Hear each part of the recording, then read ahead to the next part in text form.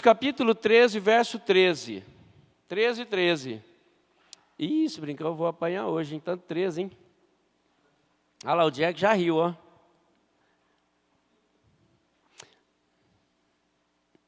Só faltava ser 13º Coríntios, capítulo 13, verso 13, né? Tem nada a ver, viu, gente? Vamos ler todo mundo junto, bem alto e bonito? Opa! Todo mundo abriu aí? Só esse versículo, viu?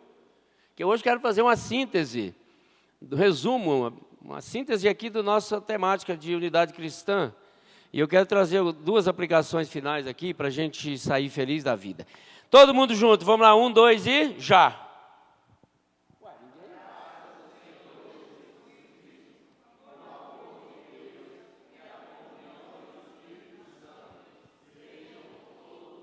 A graça do Senhor Jesus Cristo e o amor de Deus e a comunhão do Espírito Santo seja com todos nós. Gente, isso é a unidade cristã da igreja. Nós falamos tanto aqui, né, da força da unidade. Nós falamos tanto aqui que nós não produzimos unidade. Quem produz é o Espírito Santo. Nós lutamos para manter a unidade cristã. Que bênção isso. Porque veja bem, se dependesse de nós, nós estaríamos fulminados. Efésios capítulo 4, no verso 4 ao 6, Paulo diz o seguinte: há somente um corpo e um espírito, como também foste chamado numa só esperança da vossa vocação. Há um só Senhor, uma só fé, um só batismo, um só Deus e Pai de todos, o qual é sobre todos, age por meio de todos e está em todos. Essa foi a nossa primeira temática aqui, nosso primeiro sermão. Deus une pelo poder do Espírito Santo a igreja, seja aqui, seja ali, seja acolá. A igreja de Jesus Cristo, diz a Bíblia, que é formada por todos aqueles, em qualquer lugar da terra, invocam o nome do Senhor Jesus Cristo. Essa é a igreja de Deus. Não tem placa. Nós administramos aqui a igreja presbiteriana do Lago Azul. Mas a igreja é formada por gente que crê, gente que é batizada no mesmo Espírito, gente que ama a Deus, em todos os cantos da terra. Atos dos Apóstolos, capítulo 2, verso 44, diz que todos os que creram estavam juntos e tinham tudo em comum. Isso é a igreja de Deus. Todos os que creem estão juntos e têm tudo em comum. Mente voltada, coração voltado, dicotomia para Cristo. Essa é a igreja que eu amo. Atos capítulo 2, verso 42, diz que eles perseveravam na doutrina dos apóstolos e na comunhão, no partir do pão e nas orações. Esse foi o nosso segundo sermão, Atos capítulo 2, a unidade de Cristo fortalecida pelos mesmos vínculos espirituais. O Marcos pregou domingo passado em João 17, a oração de Jesus: Pai, que todos sejam um. É a oração de Jesus, para que os seus discípulos sejam todos ajuntados num só coração, numa só alma e no mesmo corpo, a unidade. Irmãos, quão bonito e quão forte isso é, para a gente entender, para a gente diminuir as tensões e as picuinhas e as brigas por denominações, por estilos litúrgicos. Se você crê em Jesus, se você ama Jesus, se você é batizado no Espírito Santo de Deus, você vai com certeza procurar o melhor ambiente para a adoração. Você não vai aceitar a enganação. E essa é uma das minhas temáticas fortes aqui na igreja, batismo espiritual. Porque se você é batizado pelo Espírito Santo, se seu coração é encharcado por Ele, você não vai ter problema de adoração.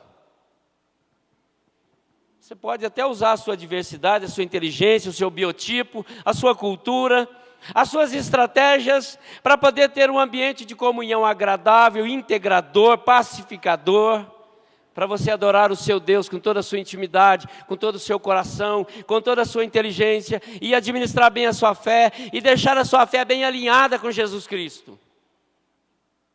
Isso é a unidade cristã.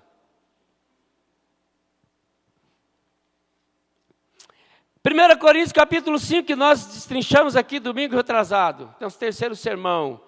A luta pelo cuidado que nós temos que ter na unidade com o quê? Com a purificação da igreja, a correção e a edificação da igreja, a solidez da igreja. Nós vamos cuidar um do outro. Unidade cristã, eu sou responsável por você e você é responsável por mim. Diz a Bíblia que o fermento leveda a massa, e você tem que tomar cuidado com isso. Se você faz parte do corpo de Cristo, batizado no Espírito, você é responsável por mim e eu sou responsável por você. É forte isso também. Mas é interessante, e é fato, e é bíblico. E hoje eu queria falar com vocês sobre essa unidade do corpo de Cristo. E veja bem, só vou usar esse texto aqui, ó, a graça do Senhor Jesus Cristo, e o amor de Deus, e essa comunhão no Espírito, seja com todos nós. É a bênção apostólica. É aquilo que eu faço aqui todos os domingos na hora de a gente ir embora. Que essa verdade aplicada aqui, a palavra de Deus pregada aqui no púlpito, você que ouviu, que a graça bendita, o amor de Deus e a comunhão seja com você aqui, ali, acolá, em qualquer lugar que você estiver, saindo daqui também. E é por isso que nós impetramos a bênção. Porque o nosso desejo é que essa unidade seja no Espírito. A unidade existe ou acontece quando e somente quando temos algo em comum. No caso da igreja, o que há de comum entre os que creem é exatamente a igreja ou o seu viver diário. Eu amo a igreja, eu amo aquela qual prega o evangelho, que eu saio satisfeito. Porque isso vai conduzir a minha jornada lá fora, a minha vida diária, os meus argumentos, as minhas abordagens, os meus contatos.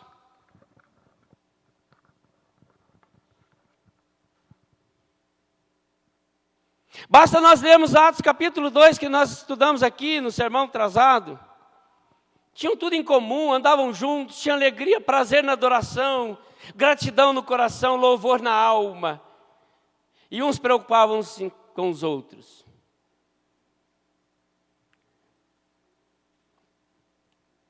Aqui Paulo, 1 Coríntios, capítulo 12, 13, Paulo também nos diz que a igreja é o único corpo de Cristo, o qual é formado por vários e diferentes membros. E aí Paulo vai usar as metáforas, o simbolismo dos dedos, dos olhos, do nariz, da boca, da orelha, do cabelo, que todos são importantes e que nós não podemos ficar sem nenhum deles porque faz falta. E aí ele simboliza que o corpo da igreja é isso, em que todos são úteis, todo mundo tem atividades. A unidade, ela se externa a partir da vivência dos mandamentos de reciprocidade. Ou seja, uns aos outros, eu quero citar alguns para nossa lembrança. Não vou ficar aqui mencionando vários textos bíblicos para você não ficar confuso. Mas eu quero citar alguns desses mandamentos recíprocos que nós precisamos abraçar, amar e honrar. Amar o meu irmão, honrar os mais velhos, respeitar, submissão. Eu acho tão bonitinho os meninos quando pedem bênção. Heitor, pede bênção, não pede? Bênção, pastor. E eu falo para ele, pastor, é pai, você tem que pedir bênção. Amar e honrar os pais, respeitar. Servir, Gálatas 5. Servir a Deus, servir aos irmãos. Que alegria, irmãos, você ter um coração comum com seu irmão e poder servir a ele, com seu dom, com seu talento. Sujeitar, Efésios 5, 21, sujeitai-vos uns aos outros em amor, no temor do Senhor, no temor de Jesus Cristo, pela força e a comunhão do Espírito Santo. Instruir e aconselhar, Colossenses. Instruir o irmão, aconselhar, eu tenho me dedicado. Tenho me colocado à disposição da igreja, da comunidade, quem precisa aqui, todas as quintas-feiras à tarde. Vamos conversar, vamos bater um papo. Quem sabe eu tenho uma palavra bíblica para o seu coração. Quem sabe eu tenho um argumento que, pela minha experiência, pela minha vivência, eu posso ajustar o seu pensamento, te dar uma direção, ajudar na sua decisão. aconselhar, dar uma palavra boa de incentivo, admoestar, confessar os pecados e orar uns pelos outros. Tiago 5, diz Tiago 5 que a oração do justo pode muito em seus efeitos. Ore pelo seu irmão com integridade, com fidelidade e com desejos lícitos de que o coração dele seja alcançado pelas suas palavras. Eu tenho muito medo de orações mecânicas. Não, eu vou orar porque o pastor disse que eu tenho que orar 2, 3 vezes por dia. Não, irmão, ore com quebrantamento, com submissão total a Deus e crendo que Ele é Senhor do universo e Ele pode atender a sua demanda. E é assim que você deve orar pelo irmão. Quando o irmão te pede uma oração, quando o irmão Lázaro aqui, que pediu oração pelo seu problema de próstata, eu oro e eu lembro do Lázaro, falo, Deus, ele precisa do Senhor, porque o problema dele é grave. É assim que nós devemos orar uns pelos outros, com interesse. Eu vi o Lucas aqui ontem numa febre muito alta, muito desanimado. Irmãos, vamos orar, vamos para a cozinha, vamos orar, oramos. Graças a Deus o Lucas está aqui hoje, está bem. Por quê? Nós levantamos a mão ali, eu, os presbíteros, os diáconos, e oramos por ele, com desejo que o coração dele fosse aquecido pelo Espírito e curado, em nome de Jesus, e foi. Sabe, ser hospitaleiros. Eu amo uma igreja que é hospitaleira. Hebreus capítulo 13, verso 2, diz que você tem que receber as pessoas na sua casa como se fossem anjos. Porque você pode estar recebendo um estranho, mas esse estranho pode te dar uma palavra de ânimo, de incentivo, encorajar a você a mudar o rumo da sua vida, a tomar decisões significativas. Então receba pessoas na sua casa como se fossem anjos. Hebreus 13, 2. Você vai ver isso. Consolar e edificar. Como é que nós vamos consolar? A pessoa está desanimada, aflita, perturbada por uma doença, uma aflição, uma perda significativa, um luto. Ore e peça o Espírito Santo, esse aqui, que é a comunhão nele que nós temos, ore para que o Espírito console. E edifique o coração dele abrindo um texto bíblico, não uma caixinha de promessa. Abra a Bíblia e leia um salmo de louvor, de adoração. Bendizei ao Senhor em todo o tempo, o meu louvor estará sempre nos teus lábios. Enche o coração do teu irmão de edificação, de prazer no Senhor. Isso é comunhão no Espírito. Irmãos, como nós precisamos ter esse interesse um pelo outro, esse cuidado um com o outro? Nós somos a família de Deus, diz a Bíblia que nós somos povo de propriedade exclusiva de Deus, somos a família de Deus. Diz a Bíblia que nós precisamos levar as cargas uns dos outros, ajudar mesmo, talvez no peso físico, não só nas emoções. Talvez você precise abraçar uma causa do irmão, uma reforma, uma construção, um serviço simples, pequeno, abençoar o irmão, a irmã, com seu dom, com seu talento. Gosto muito de alguns irmãos aqui que de vez em quando falam, nossa, hoje eu estou por conta da igreja. Eu não vou citar o nome aqui não, porque senão fica enchendo a bola, né? Menos, né, Nilton? Menos, né? Mas tem gente que quando vem para a igreja, hoje eu estou por conta da igreja. Gente, a gente faz um monte de coisa. E eu fico tão feliz, tão abençoado, eu fico tão assim edificado, porque eu vejo um irmão que está assim dedicando ao serviço da casa do Senhor, um levita trabalhando em prol da reestruturação da igreja, a manutenção, o zelo com os gastos, o zelo com o material. Isso é levar as cargas, é ajudar, é usar o seu talento, usar o seu dom. Aí, eu finalizaria aqui com uma simples ilustração que Jesus faz com seus discípulos na última ceia dele, lavar os pés uns dos outros. Eu ainda quero fazer isso aqui uma hora. Dá uma de louco aqui, falar assim, eu vou trazer uma bacia, uma toalha, um sabão, as duas, vamos lavar os pés uns dos outros aqui. A Beatriz fez até careta ali, se tiver um pé sujo, hein, um pezão, uma unha suja, meu Deus. Mas é isso que Jesus fez. Vocês pensam que Jesus, quando foi lavar os pés daqueles discípulos, aquele povo que andava naquele desertão empoeirado, aquele calorão de 40 graus, 50, vocês acham que Jesus estava lavando os pés de discípulos ali, pés limpinhos, cheirosos?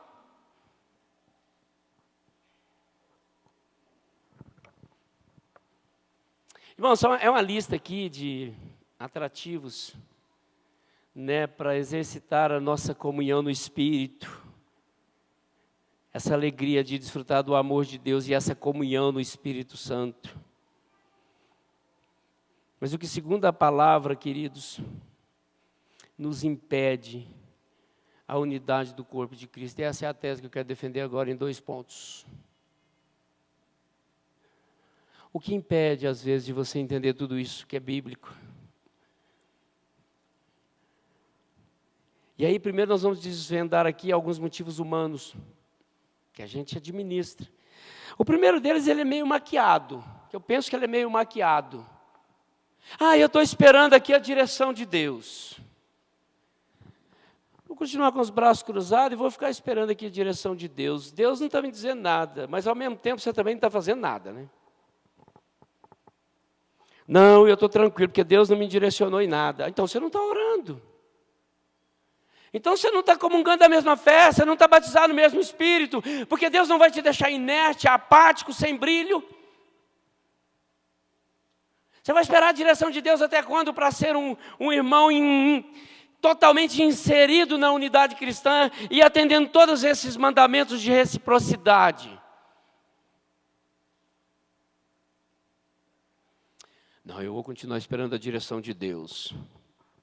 Deus não me falou nada. Eu costumo dizer, irmãos, que aqui nós temos a obrigação de pelo menos 2 dons automáticos quando você é batizado no Espírito Santo. 2, né? Que é o quê? A oração e a visitação. A participação. Você ora, você tem que orar porque você é batizado no Espírito, e quem é batizado no Espírito fala com Deus. E aí você ora, você intercede pela igreja, você intercede pela liderança, você intercede pela cidade, pelas causas. E você participa ativamente da fé cristã, servindo, atuando, evangelizando. Ontem eu passei de tarde ali, a hora que eu estava vindo para a nossa aula aqui à tarde, eu passei ali na rua, tinha uma turma de gente de uma igreja lá em cima no monte, cercando a rua e evangelizando. Eu parei o carro. Estou tomando uma garrafinha d'água aqui que eles me deram. E eu parei o carro, encontrei lá gente, nossa, viu? Contar para vocês, encontrei gente aí que vem aqui de vez em quando. Pastor, é o senhor? Não, eu estou com vontade de parar aqui para ajudar vocês nesse processo de evangelização aqui. Estavam distribuindo uma balinha pequena, uma balinha simples, num papelzinho escrito à mão, Jesus te ama. Eu falei, Deus, eu fui lembrado que Jesus me ama. E eu estava vindo tão disperso. A Julimara até riu ali, ó. Eu estava vindo tão, assim como diz o mineirinho, tão entirtido. Eu fui parado por uma turma de evangelizadores, de evangelistas ali para me lembrar, por uma balinha e uma garrafa d'água, que Jesus me ama. Então você tem que interagir, você não tem essa desculpa, tá? Mas diz a Bíblia que há também os desanimados, não estão com disposição interior para aprofundar relacionamentos. Eu sou tímido. Não, eu não tenho nem como conversar, eu sou ruim de diálogo, irmão. Crente batizado no Espírito Santo não pode dizer isso.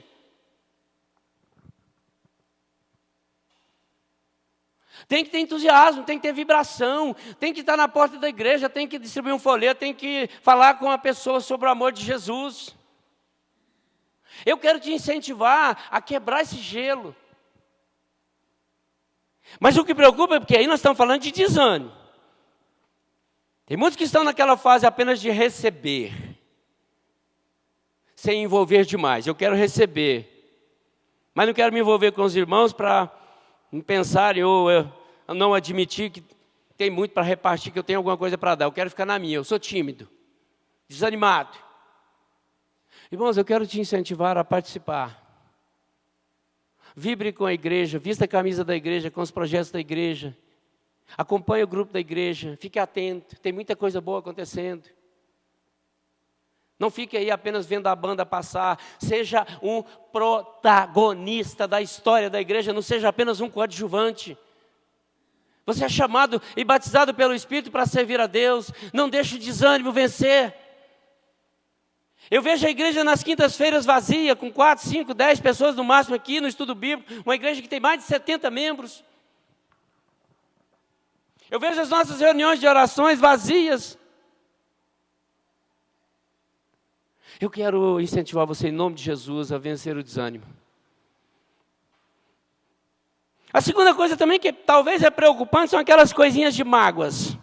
Por ter experimentado sinceramente, em outros tempos, viver uma unidade, foram magoados, se decepcionaram, e para se precaverem disso, não se jogam mais no corpo e na alma, nos relacionamentos. Eu não confio mais em ninguém, acabou.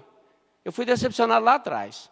Irmãos, se eu disser para vocês que o meu discipulador Era um líder nato, pregador do Evangelho. E que me discipulou, e que me ensinou os primeiros passos da fé, fortaleceu minha fé. Hoje ele vive no mundão. Mas isso não me desanima. Eu tive problemas de relacionamento, no meu princípio de liderança. Talvez você tenha se decepcionado com algum contato, algum relacionamento aqui. Eu quero te estimular a vencer isso. Não existe na unidade cristã, todos batizados no Espírito, não existe mágoa, não existe picuinha. Não existe espaço para guardar mágoas e ressentimentos no coração de um crente. Não existe.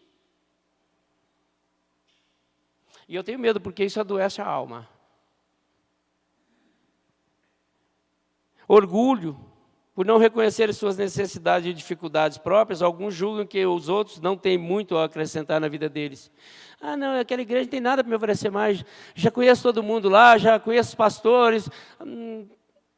Não, hoje eu não vou para a escola dominical não, porque o estudo é o mesmo. Não vou para o culto domingo que vem não, porque o tema é o mesmo, né? A família, nós vamos começar a família domingo que vem. E eu quero crer, irmãos, que pelo poder do Espírito nós vamos trazer coisas boas aqui sobre o tema familiar. Estimular o seu coração a viver melhor com sua casa, com sua família, com seus relacionamentos fraternos. Então vença, se tiver algum tipinho de orgulho, vença isso também, tá? Egoísmo. Vamos vencendo essas picuinhas, a descrença. Alguns não creem que isso seja assim mesmo. Você sabe que tem gente que o perigo maior é de apostatar até da fé. Ah, pastor, eu não acredito mais nessa unidade, eu não acredito mais nesse vínculo tão forte da igreja, eu não acredito mais nesse aprofundamento do Espírito na vida das igrejas, não. As igrejas estão muito frias. Eu quero dizer para você que eu acredito, porque isso é poder do Espírito Santo, não é nosso. E é por isso que eu creio que se o Espírito Santo age no meu e no seu coração, isso é eterno. Talvez o que nós precisamos é alinhar a fé, realinhar a fé, realinhar o desejo de estarmos juntos, servir a Deus. Hoje me parece que a escola dominical estava meio vazia. Muitas pessoas preferindo o conforto da cama, do cobertor, ou nesses sintomas do desânimo, da descrença. Eu quero crer que os que não vieram hoje não passaram nem pela cabeça deles em dizer assim, ah não, que o presbítero Gildas vai lecionar hoje eu já sei. Quero nem crer nisso. Irmão, mas tem alguns motivos, esses foram os motivos, alguns humanos, né, que eu citei, eu quero citar agora alguns motivos de Deus. Para você encher o seu coração de entusiasmo. A palavra de Deus. Paulo está dizendo a graça do Senhor Jesus Cristo, o amor de Deus o Pai, a comunhão do Espírito Santo, seja com todos vocês, e essa é a minha oração. E eu devo fazer ela todos os dias. Essa comunhão do Espírito deve ser com você todos os dias. Irmãos, para Deus, os nossos motivos não são válidos. Não são válidos, pois são carnais. Extremamente carnais. O que essa palavra de Deus está nos dizendo é que a unidade verdadeira é algo do Espírito e por isso só é praticável através dele. E aí Paulo é enfático em dizer para mim e para você, encha do Espírito. Ore no Espírito. Ore sem cessar, ore 3, 4 vezes por dia, peça a Deus o enchimento do Espírito, para que você consiga aplicar esses mandamentos tão simples, mas tão profundos, de reciprocidade. É impossível, queridos, termos essa comunhão com o Pai e o Filho através do Espírito Santo e ao mesmo tempo não queremos ter a unidade entre nós, não queremos ter vínculos. É impossível. E eu quero afirmar isso. Que se você tem o Espírito Santo, é impossível você não querer participar. Tem alguma coisa errada. Tem um desajuste, tem um desalinhamento de fé e até mesmo, quem sabe, de conduta. E aí precisa ser revisto. A falta de unidade entre os irmãos revela que a nossa unidade com Deus, ela está precária, deficiente, fragilizada, debilitada.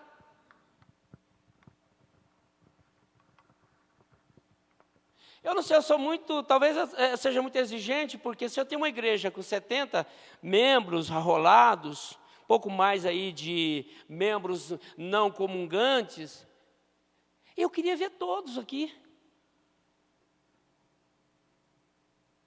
Porque a nossa agenda ela é tão enxuta, tão encolhida, tão sintetizada em dias, horários específicos, apropriados, e que nós podemos nos encontrar descansados para ela. E eu creio, irmãos, que mesmo cansados, a palavra de Deus diz que na presença do Senhor há descanso, há refrigério na alma. E o que nós mais precisamos é refrigério na alma, porque o corpo vai.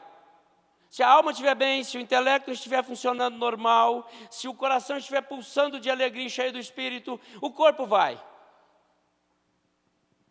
Eu vejo a dona Josefa ali com a cadeira de roda, com seus 100 e tantos quilos, eu vejo aí às vezes o mamão com a sua debilidade na cadeira de roda, vem. Eu vejo outros aqui com desconforto. O Heitor estava dormindo agora. Melhorou, meu filho? Está vendo? Nós oramos aí, você melhorou, está vendo? Então, querido, se a alma está aquecida, se o poder do Espírito encontrou o seu coração para adoração, para comunhão, sinta-se prazerosamente bem na presença do Senhor. O que pode afetar a nossa unidade, então?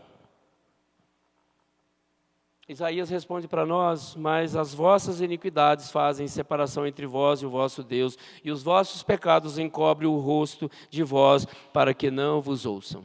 O que pode tirar o brilho da vida? O que mais tira a alegria da vida? Os pecados cotidianos, corriqueiros e às vezes repetitivos. Eu não tenho dúvida disso. Não há nada mais para desmontar o ser humano, principalmente o crente. Não há nada mais forte, destruidor do que o pecado. E isso está dentro daquele ambiente que nós citamos, das desculpas humanas para não fazer parte da unidade cristã e não interagir dentro dela. Por isso Jesus disse a Pedro: se eu não te lavar, não tem parte comigo. Se eu não te tocar, se o Espírito Santo não agir em você, você não age. Se você não confessar, filhinhos meus, essas coisas vos escrevo para que não pequeis. Mas se pecar, corre para os braços de Papai do céu, corre para Jesus, peça perdão, se alinhe de novo com Jesus. Para você ter prazer na unidade, na comunhão com os irmãos, vir para o culto entusiasmado.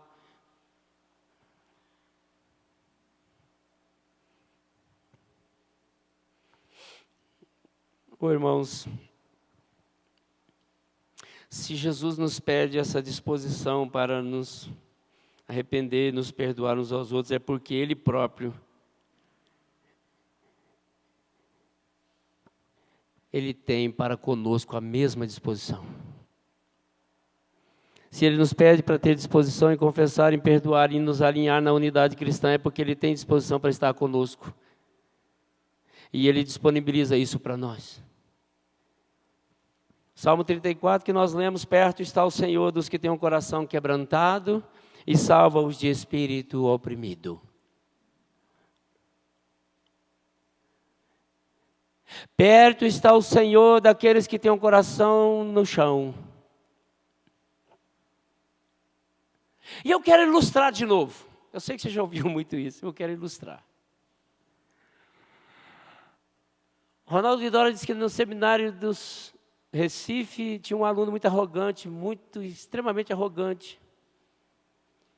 E dava trabalho para todos os professores e não tinha mais o que fazer, tiveram que levar ele para o reitor também levou ele para o capelão. O capelão muito sensível, muito piedoso, vendo aquele comportamento daquele rapaz totalmente distorcido, totalmente irregular, inconveniente para aquele ambiente, levou ele até um corredor do seminário e disse para ele: meu filho, dá uma lida nesse texto que está no chão. Pastor, eu não estou vendo nada não. E ele disse: abaixa mais. Pastor, eu não estou vendo nada. Abaixa mais um pouquinho. Não estou vendo nada. Abaixa mais um pouquinho. E ele abaixa. Não estou vendo. Abaixa mais. Não estou lendo. Abaixa mais. E ele abaixou.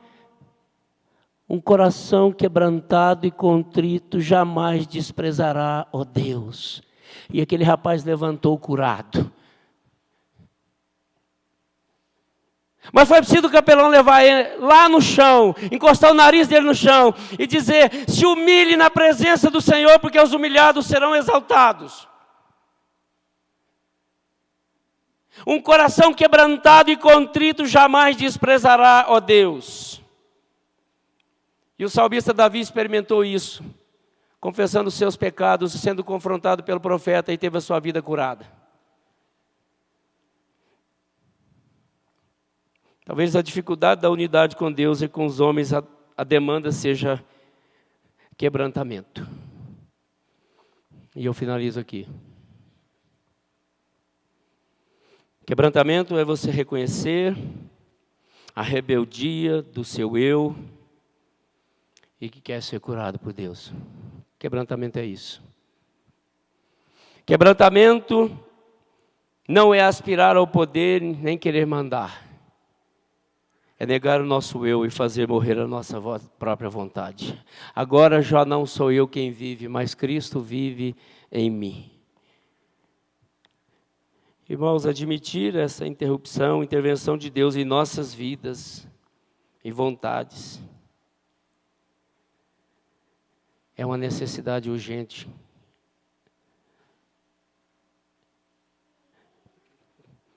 Primeiro, nós precisamos do poder do Espírito para nos alinharmos nessa conduta de unidade cristã e fazermos cumprir os mandamentos citados. Segundo, nós precisamos de quebrantamento. Nós precisamos ser confrontados e encontrados por Deus todos os dias, para ajustar, para corrigir as nossas condutas, o nosso comportamento. Eu quero incentivar a você a pensar sobre essa série de unidade cristã, como é importante, como é bonito, como é profundo, como é necessário e como Deus exige isso de nós como igreja. Porque assim, queridos, nós vamos estar cuidando um do outro. Amanhã é um dia de comunhão, de interação, de lazer. A nossa manhã será uma manhã de comunhão com Deus, uns com os outros, de interação e edificação. E à tarde um lazer.